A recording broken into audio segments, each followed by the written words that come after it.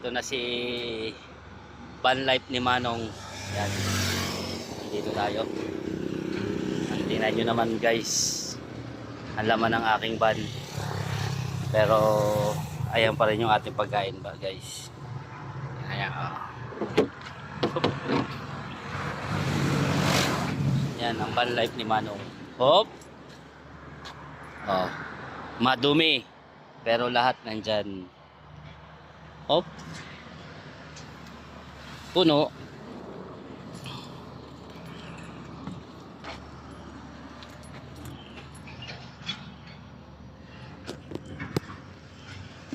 Ayusin natin guys.